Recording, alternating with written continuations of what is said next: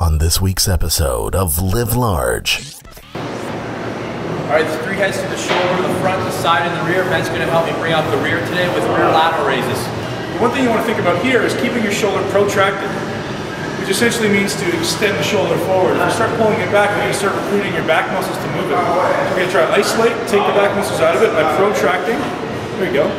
And notice how he's just moving at that glenohumeral joint. Look at that contract. Even though the rep looks small, technically he's getting a full range of motion for that muscle, for that joint. It's not necessarily a full range of motion for the exercise, which a lot of people think about. It looks like a small range. Look at his go.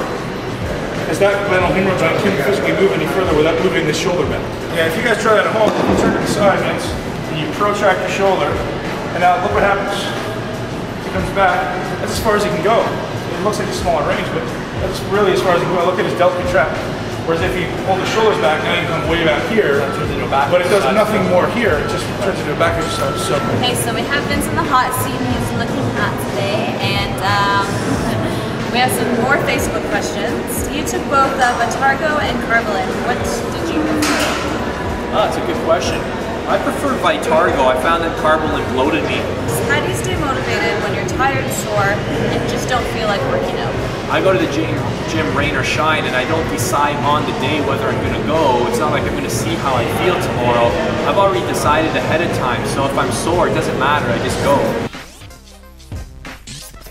Okay, so the first thing is something you probably have heard, and that's the amount of protein you're taking in on a daily basis. The way you intake your protein is also just as important. So a lot of people say, can I have 300 grams in 2 or 3 meals? Or can I have 300 grams of protein over 5 or 6 meals? And let me ask you, what do you think is better? Kind of piggybacking on that last one, I want to talk about the importance of absorption and digestion. A lot of people don't understand that just because you put the protein in your mouth, it doesn't mean it gets into your cells. Okay, next is the importance of branched chain amino acid supplementation. I'm sure you've heard of this supplement. It's one of the most popular, and it's because it's one of the most effective.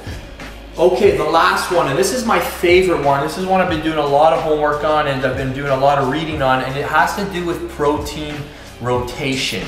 Today I want to tell you guys a bit about why I'm here in Cancun as well. I've been actually hanging out with some of my closest friends, guys who have had a huge impact on my business life over the last few years. These are guys who I consider my friends, but I also consider them role models, and I also consider them mentors, and I like to put them under what I call my dream team. And I find that it's very, very important to have your own dream team if you're seeking out to achieve any sort of fitness, business, or life goal.